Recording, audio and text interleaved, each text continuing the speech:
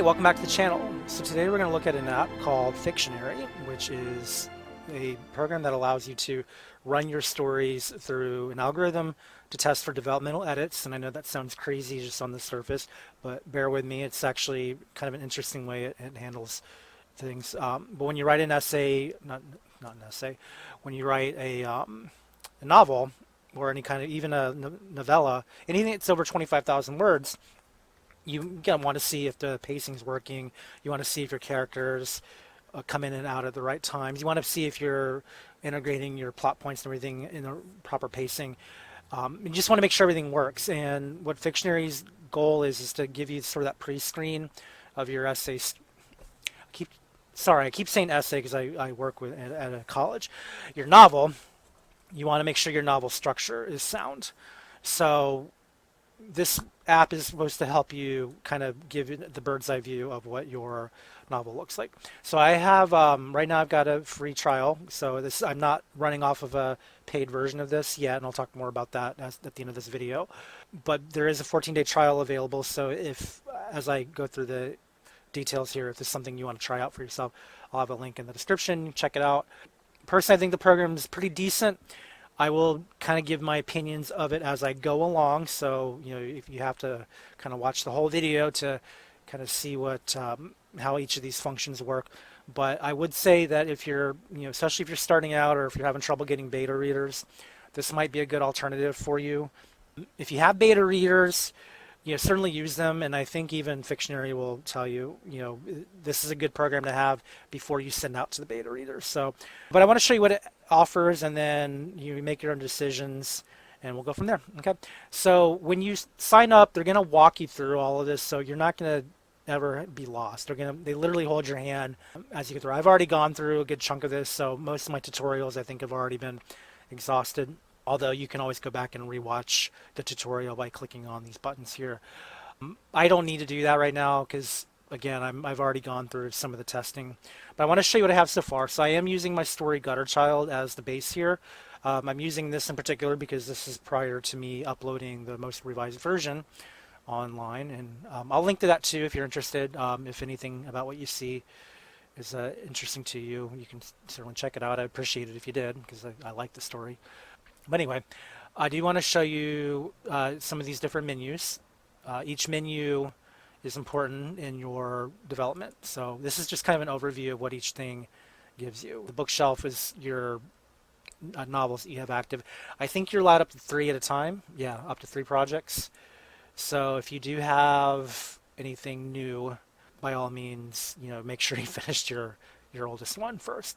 And there's also a beta for writing a novel within Fictionary. I have not tested that yet. I would like to try it, but I don't know if I'm going to do that before my subscription runs out. So that won't be part of this video. If there is another video on Fictionary, then I will cover this writing a new novel, the beta. So that's a possibility. We may do that. It'll be the next 6 days if we do. So that said, let's go ahead and look at what I got so far. And so again, we have the overview. We have a visualize section, and give that a moment to load, and then you have an evaluate, and then the evaluation is the most important part because the evaluation is where you actually control what's happening. So if you look here over in this window, you have character, plot, setting, notes, and so on. When you first import your story, it's going to go ahead and draw a line for you, and the blue line is what Fictionary recommends you have. The yellow line is what your story actually has. So right now this is Gutter Child's plotting line. So it's pretty on point with the standard. It's a little below the pacing when it comes to the inciting incident. But the rest is fairly well pointed out. There's a little bit of a jump between plot point 2 and the climax, but that's just the way it runs. I got a long chapter 10 in here. And then of course you can click on these little individual tabs to get a deeper understanding of what's happening with your manuscript. So, once it loads through, you can get those senses. So, if you're a very visual person, you can certainly use Fictionary to chart your visuals. So what I want to do, you can certainly explore this if you decide to do a trial. I'm not going to go through every little point here, I don't think. we'll see how the video goes. But I want to kind of give you a sense of what the visuals are. So if these visuals look like something you want, check it out. The thing to remember is when you import your story, what what Fictionary is doing is it's trying to estimate your plotting based on your input. So it won't actually know your plot details initially. You have to actually set them. So if you go back into the overview, you have your guide. If you're not sure how to do something, you can just click on any of these links and it'll certainly help you, figure out your way through it. But once you get into the cast of characters, this is sort of the first step in the process, because when you import your story, it'll also export all of your character names. It's not going to necessarily catch everything, like this cafeteria lady, for example. I had to manually add that in because it did not detect that as a name. And likewise, it'll sometimes add in additional names, like the word Mel, for example, is short for Melanie. So what I would do here is, Mel's not a character, Melanie is. So I would actually merge.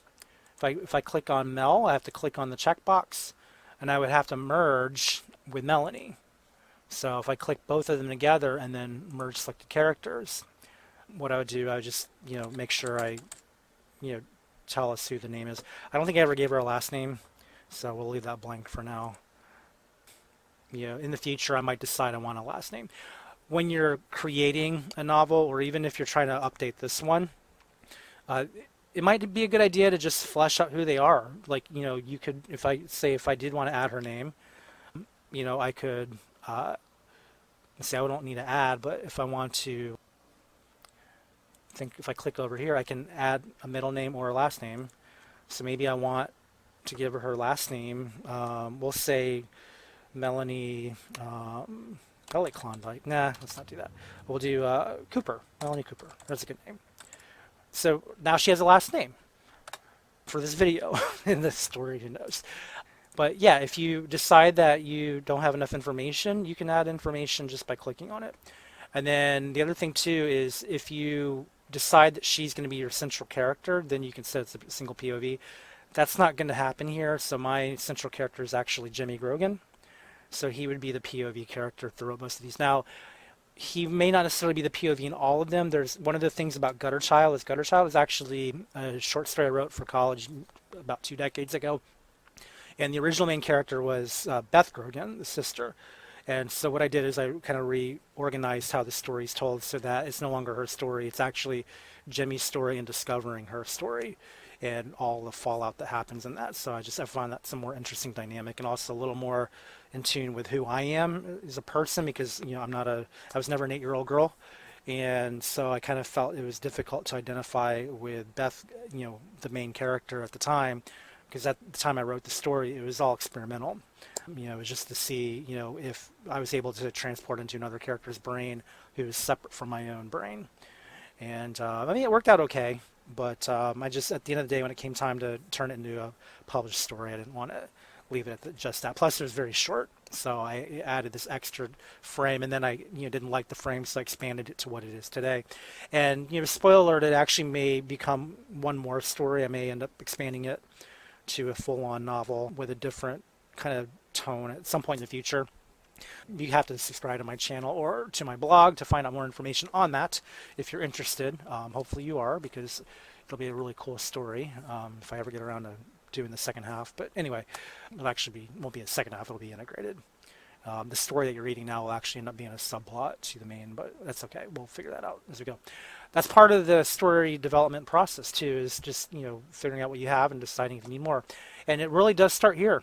The other thing too, it's kind of cool, is if you visualize the character. Well, we'll get to that. We'll go one step at a time. If you go to the reading room, you can actually see your book. This is a good place to evaluate from the outset, and then of course you can check your character list to see who shows up here. What's great about this is you can actually track who your people are. So let's say you're not sure if maybe you meant to put the main character in scene 9, but you're not sure if he's in there. You can click on scene 9 and then check the list. Actually, he would be over. This is scene 9 over here. So if I check the character list here, here's a list of all the people who are in this scene. Now, if I read through here, then I can actually see for sure that that's true. So what's also cool here is it gives you an opportunity to regulate people who are merely mentioned. So I believe I have somewhere in chapter 6, I think I have some mentioned characters. Yeah, so Amber is his mom, and then Mozart is Mozart. Mozart's not going to show up in my story, but they'll talk about him. So that's one thing you can also check too, is if you want to just see, who's mentioned. And maybe it's important to your story in the future. Maybe it's they release some information about somebody that you want to go back and just double check how you referenced it. That's always great. So, it's a pretty powerful source in just keeping track of where everything is. It depends on how accurate you put in the information. So once again, an algorithm doesn't mean that it does all the work for you. It means that it gets you started. So you do have to go through and just check everything you've got.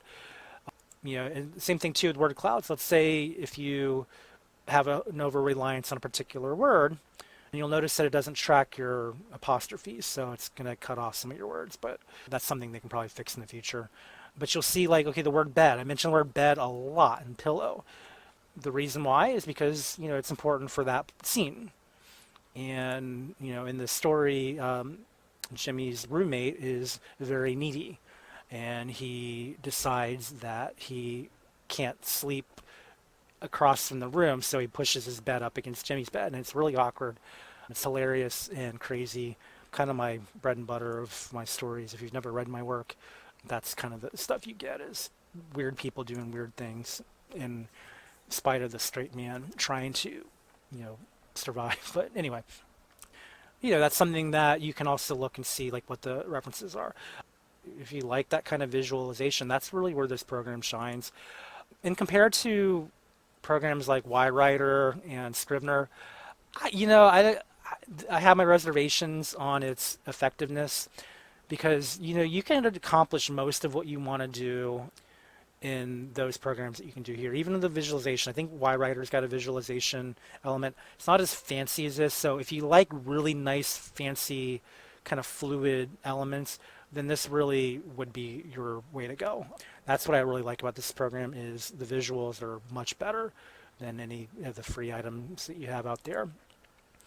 So if that's what you need to do, then by all means check this thing out. It gets pretty micro too. So you can really get a feel for your pacing.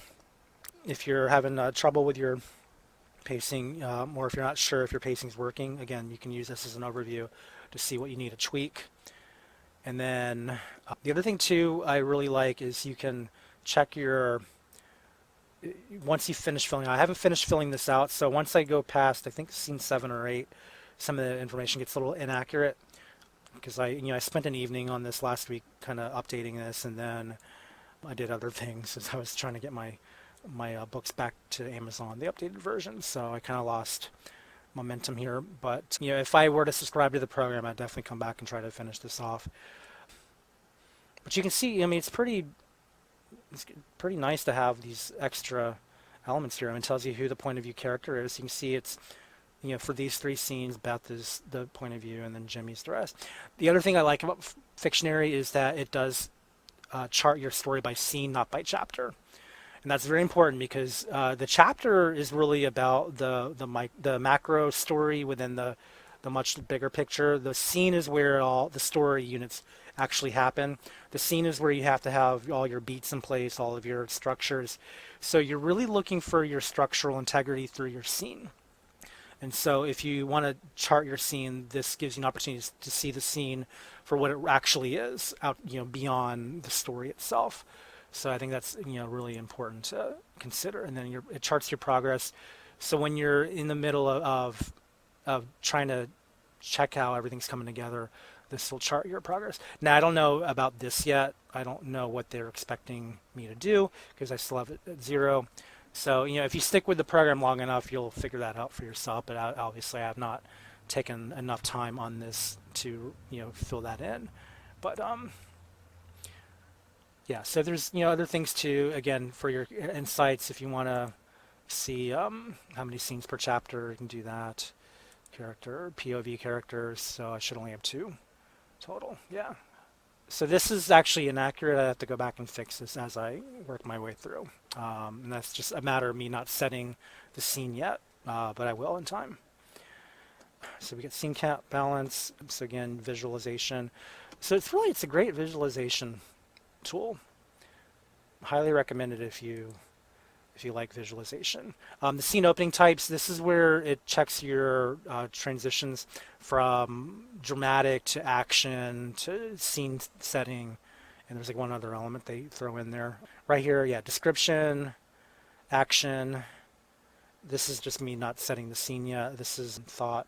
Thought is when when it's internalizing your character's thinking that you open. And what they're trying to do is they want you to see whether your scenes begin and end on polar opposites, which is another important thing. Opening and then closing is, you want to see how they close. Now, regarding whether or not they actually balance, I think we just clicked that button somewhere. I don't remember. Oh, here it is. So again, this is a visual for your balance here.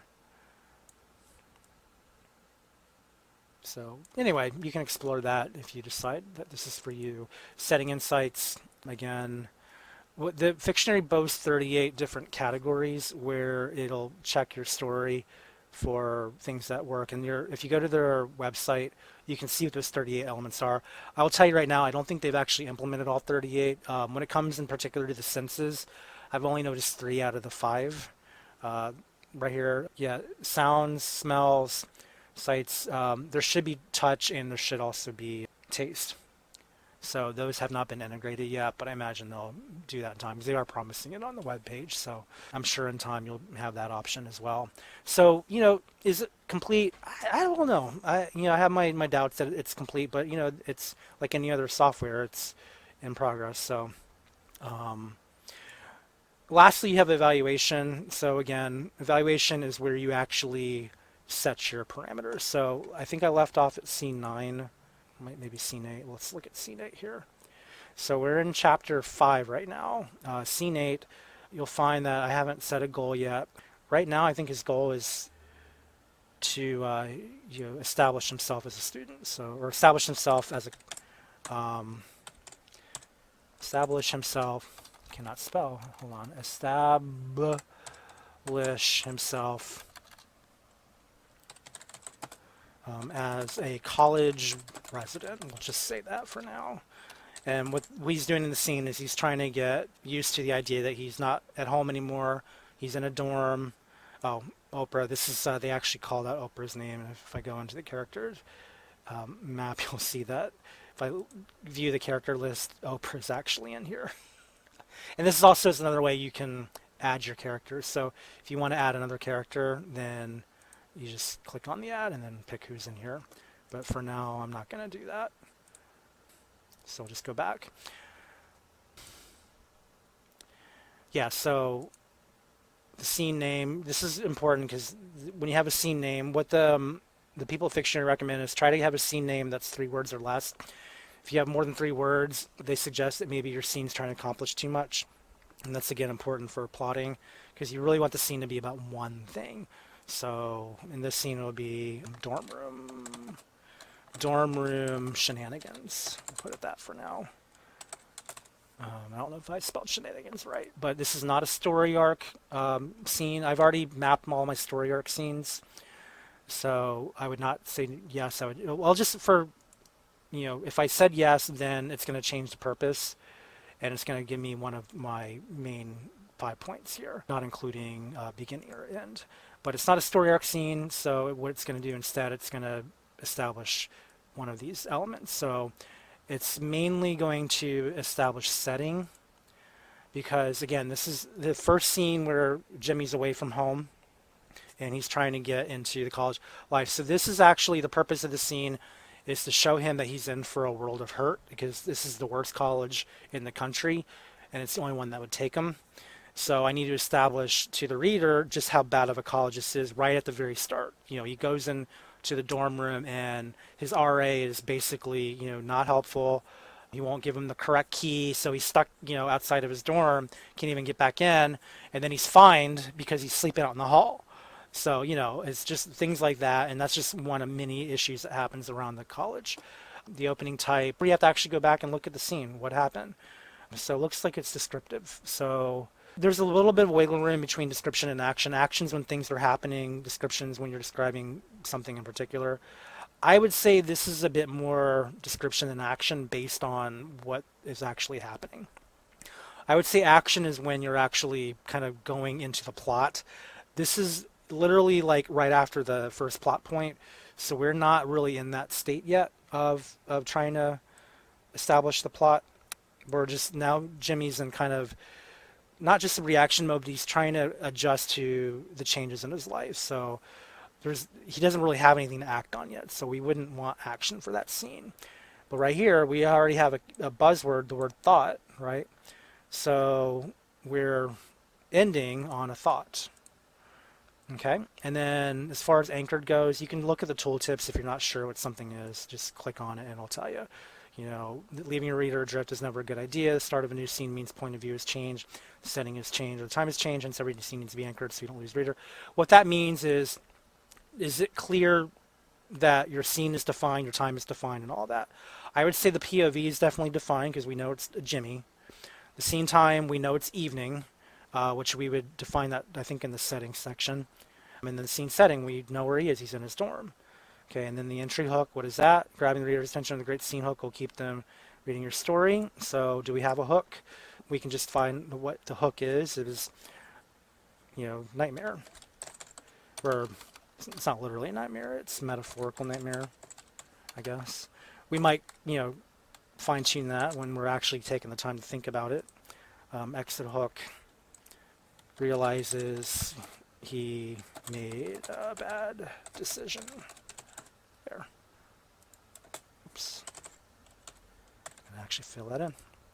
Yeah, so now we have a definition for our, plot elements, and then we can pretend that's good enough. We may decide to, modify it a little later, but for now we're okay with that. And then if you go into the setting, you can actually tell us where he is. It's dorm, building, or dormitory would be probably the actual word we want. It's dormitory, I believe. Again, not sure if the spelling's right. We definitely know it's in the late evening because that's when he's arriving at school. The object, we can click on that. What you're looking for here is if you have an actual prop or backdrop. Right now, there's not really anything in particular. We have, the room key, we can say, is important. Only because that's really the catalyst that kind of ends the scene. We may, we can leave that blank. If there's nothing really of urgency in this scene regarding props, then we can leave that blank. But I would say because the next scene, kind of addresses the key, we might mention the key. Again, you can decide what you want after that, but you'll see in the last three, it's using the sensory details. So the sights would be clutter. The smells, we don't really have any smells in this. That's one thing I don't put a lot of emphasis on in these stories. But this might be a case where because it's empty, we may want to go back and fill it in. So doesn't hurt to put that in. I would say it'd be nice when all 5 senses are opened. So I don't know when those other 2 will get unlocked, but keep an eye open for it. Looks like they got a font issue here as well. But anyway, again, things to consider. And if you look at this one, actually has a clickable link. So if we click on it real quick, let's just see what happens. It looks like it's an unfinished page. Yeah, so I think this is actually an unfinished page. So that's one of those things where eventually you'll have to go back and fill that in. So unless maybe, let's just do a quick test here. Toast. Whoops. If I click on that again, do we have, no, okay. I'm just going to see if that updates. So clearly, this is still a work in progress, this program. So keep that in mind if you invest in it. They're not done with it, but it's in progress. So finally, the notes section is just anything you want to say. So in this scene, Jimmy realizes that his college of choice has earned its reputation as the worst school in the country. Okay. And so we would save that. And now it's locked in. And so that's the basic overview. There's other things in here too. Going back to the visualization, if you want the character insights, one thing I do really like about this program is you can see when characters enter and exit. So, and I forget how to do that. How do I do that? Let me pause real quick because I know what I'm looking for. I don't remember how to access it. Give me 1 second. I'll be right back.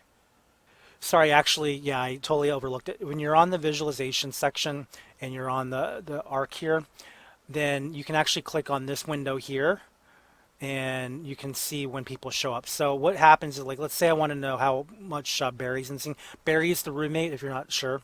Again, I don't expect you would know if you haven't read the book. So his first entry should be the scene we were just working on, which was scene 8. So if I click on his name, here's his name right here, and it matches. Yep, scene 8 is when he enters. Okay, and then if we go, we'll probably have to minimize this. Let's see, can I? Oops. Okay, yeah, if you do arrow key, you can highlight more people. That's kind of cool. If we click off to the side, we can get rid of the window so we can see where he exits. This is where his last scene shows up. Now, this is important for one key reason. Let's say if I want to look at who Annie is, okay? I click on Annie's name. You're going to see Annie is just a single dot here, okay? She's a character who's in Beth's story. She's one of the little girls in the orphanage. We only see her mentioned one time ever, and I can actually click on the scene to see when she shows up. And if I click on the thing, it'll open up that scene, and we'll look for her name. Yeah, this is the only time her name's ever mentioned, right here. And it's literally just a few paragraphs in, and in the context, I took my sheets and wrapped them around the railing and on my bed. After fastening the knot and checking it with a tug, I looked around to make sure the other girls in the room were asleep so they wouldn't rat me out later. Annie kept opening her eyes, but I could never tell if she was waking up or just one of those freaky people, except with her eyes open, so I took her sheet and covered her face with it. And that's it. We never see Annie again. That's not ominous. Nothing happened to Annie. She's fine, I'm sure. I hope. But, I'd want to figure out, like, why is Annie only in one scene? So I have to go back and review the scene that she's in, and I realized, because we don't need her again. She's really just there to add one little extra nugget of conflict into Beth's escape from the orphanage, because if Annie wakes up and decides to rat her out, it's over, but that doesn't happen. Spoiler alert. So we're okay with that, and I don't need to bring Annie back into the story. It's not essential. Even with Barry, Barry's in this. Now, this doesn't suggest that he's in every scene. It just shows when he leaves. The way I see this is important is it lets me know, as the writer, that I didn't forget about him. Whenever you're setting up a certain story where the characters matter, you want to make sure they do show up more than once. So this is a way to find out where he leaves. Now, one thing I would love Fictionary to do that it doesn't do is track every instance of his appearance. That way I can see how important he actually is. Because literally all I have here is 2 points of interest. That's it. So if I were to have a critical element here, I would say I'd want to know every scene. Now, unless they somehow snuck that in here and I didn't know it, that would be an area where if anyone from Fictionary is watching this video all the way through, add in a dot for every scene that they appear. That would be great. And I think that would also be helpful to writers. But if you're considering Fictionary, just keep that in mind that right now it only shows you the 2 endpoints. But that's still good because, again, it shows that at least Barry shows up. And then if you want to, track him throughout, you would just go into the character insights. And this is going to actually be, doesn't do it on the main page, but at least you can still see when he shows up, I believe. Scenes per character, yeah. So if I want to look at Barry's actual scenes, this is where I would look. And so he's in 8 scenes, so that's not bad. And so I think if I click on his name, it doesn't do anything. So it still doesn't tell me like which scenes he shows up in. on the fly. So I would still say that that's something that Fictionary engineers could probably work on. I want to click on my window and find out which scenes exactly he's in. But, at least we know that he's not forgotten. He's kind of important. He's important, again, to establish, Jimmy's trouble at home. We're probably more concerned about Melanie because Melanie's his girlfriend, and we want to know more about what's going on in her story. So, again, this is going to be inaccurate because I didn't fully fill in the entire plot. When you go in through your story and you fill in every detail, you're going to have a much clearer picture of what's actually running here. And when you know who your characters are, you'll have an idea whether or not they're used to great effectiveness. So I just think that's good to know. So anyway, that's an overview of Fictionary. So my personal opinion of it is I think it's a good starting point for those who do want to get something functional to their beta readers. If you have beta readers, you still want to use them because ultimately the computer can't detect whether or not your story works, only the reader can. And it's always advisable that if you're a writer, try to get those beta readers in because they really are effective. I can tell you this particular story, I've had one person read who loved it, and so that gave me encouragement, but she also gave me some feedback that was helpful. The reason why it's 10,000 words longer now than it was in its original version, original meaning the first ebook version, is because I took the feedback to heart and I realized what I was missing. So I would probably not detect that in this particular algorithm. Even with the plotting, I would assume that what I have works. What she highlighted when she read it was, she didn't understand Jimmy's motivation for certain scenes. I forget exactly what the feedback was because it was, I think, a couple years ago now. Would have been, I think, 2018, I think is when I revised it. So it's been about 2 years. I did not know that at the time that, somebody would have had this opinion. Because again, I'm one person, I have one viewpoint, and tracking every character's motivations, it's a challenge. I do think other programs could probably be a little more solid in that respect. yWriter, I think overall is still probably a really solid choice when you want to track every little nitpick. And I am going to do another video, by the way. I know that's one of my most popular videos on this channel is the yWriter video. So I plan on very soon doing a yWriter 7 video where we go back to Pop Goes the Waterbed and actually start the next scene. That's on the planner. I assure you guys, if you're watching this and you watch that video, scene 2 is coming. I don't know when yet because I haven't worked on it yet. That video will come though, probably this month. That's my goal. And it will be under yWriter 7, not 6. So just keep that in mind. But yeah, Fictionary is still sufficient in getting you prepared for your beta reader, but you still want your beta reader overall. And even Fictionary staff will tell you should have beta readers. And the last point I want to make too, before I go into all the pricing stuff, is that where I think Fictionary lacks is in actual scene structure. Because if you go back to the visualization here for the manuscript, it's showing you one line. Now this is the story structure line. This is the line that all stories should follow no matter what the story is. Even if you're writing your memoir, you need to do this. What I like about this is that you can at least, click on a button and see like where the plot point happens. So, the first plot point is, actually it should be scene 6, I think. I gotta go, oh no, sorry, this is the recommended plot point. This is where my plot point happens. Sorry, I clicked on the wrong button. So mine actually happens in scene 7, which is right before he goes out to college. So you can see mine comes a little later than the recommended, but it's compared to the middle, it's fine.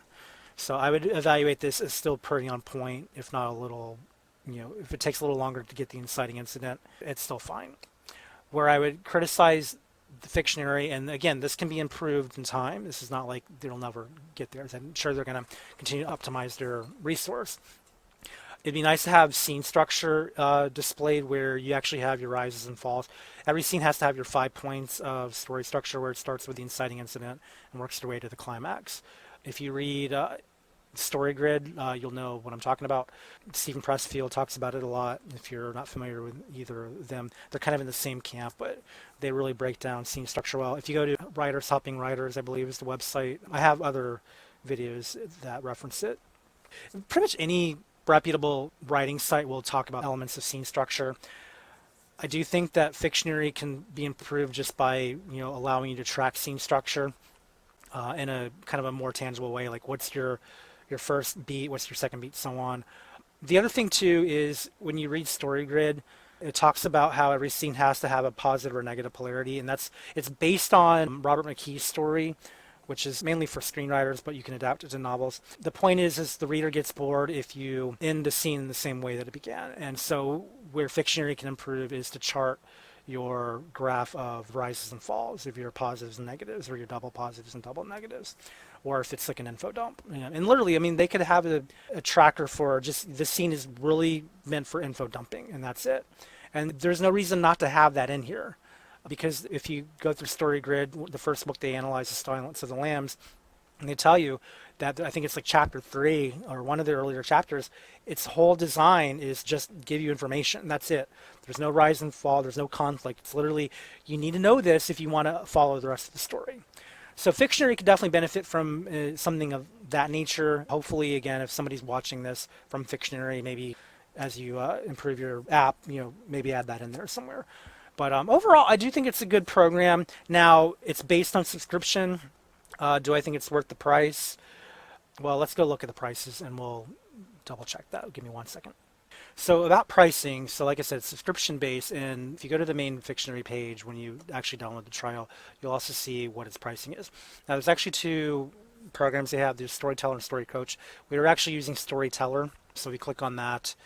You can see what the different price structure is. So right now you can do $20 a month, or you can do the annual.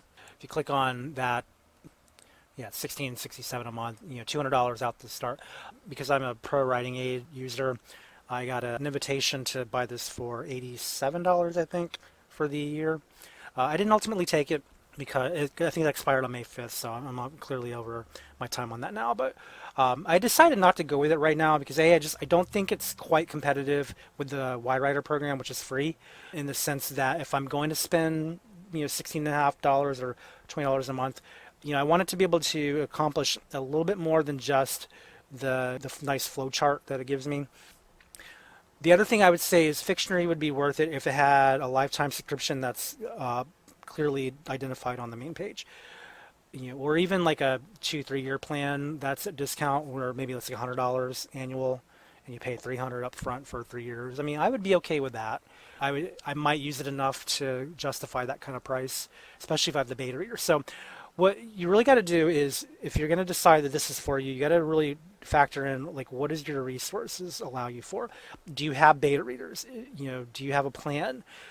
If you have neither beta reader or plan, I wouldn't recommend doing this yet, because again, it's a good way to kind of get you going, but until you actually have the feedback that's essential, I think that this is going to add up over time, and probably it may take a little bit of time to really you get your money's worth out of it at the current structure. I would also say, right now it looks like they're still working on it, so it might be more cost beneficial once they get in all the elements in play. If they take any of the suggestions that I outlined in the video, I definitely think it would be worth the price, because these are things where having the visuals really does help. It's one thing to have a list, a categorization that both yWriter and Scrivener allow you to do, but I think having the flowcharts, having the the mind maps, all of those really do help overall, just in kind of seeing how things are working. And I definitely think Fictionary, StoryTeller app, all that's going in that right direction. And if they continue to fine tune all of those details that all storytellers need to account for, then I think, yes, this would be worth it, even at $20 a month. But until then, I would say it's worth maybe $10 a month. But otherwise, I say the free version, and again, depends on where you're at. If you have the beta readers, then this is probably worth it. You have a number of novels ready to go, I would say it's worth it.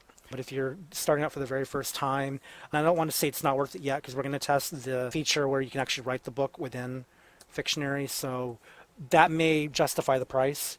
So at this point, I would say it's a maybe. At this stage, it's not for me, but I would not say it'll never be for me. So will I subscribe with money tight? Not yet.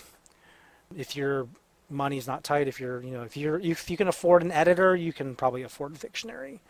And I would say it doesn't hurt. Again, if you like the visual elements, if you like the way they visualize everything. I mean, it's slick. Definitely like the interface. I like the interface. I like the look of it. The visual, I would say, is the best of the best of all that I've seen by far. So if you're very much a visual person, then yes, I would say this is definitely worth it. If you just want information, I think programs like yWriter might track a little better for now. And Scrivener is very customizable if you know how to use it. There's another software I'm going to be looking into shortly that is supposed to be like the Scrivener competitor. I forget what it's called. I have to go back and check my email because I got an ad for it. But that looks promising. I'm going to test that probably in the next week or two.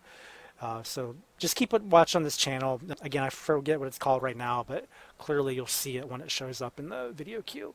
So just, if you see it, watch it, assuming you're watching this far.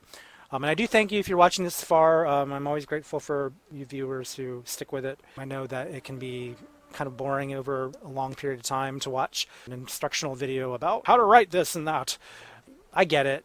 You really got to be dedicated, but if you're dedicated, thanks for sticking around, and I hope you'll come back for the next video.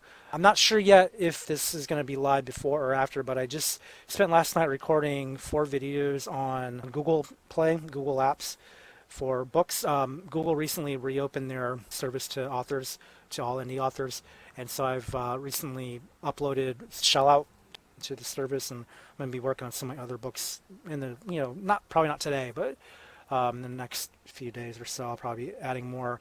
But I have a 4-part video series on that, and as of now, it may end up becoming 5 or 6 parts, depending on what happens with results of my conversion to Google. But it will either air before or after that.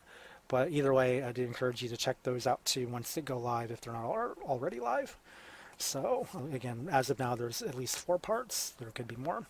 All right. Well, thanks for sticking with it, and check this out if this isn't something of interest to you.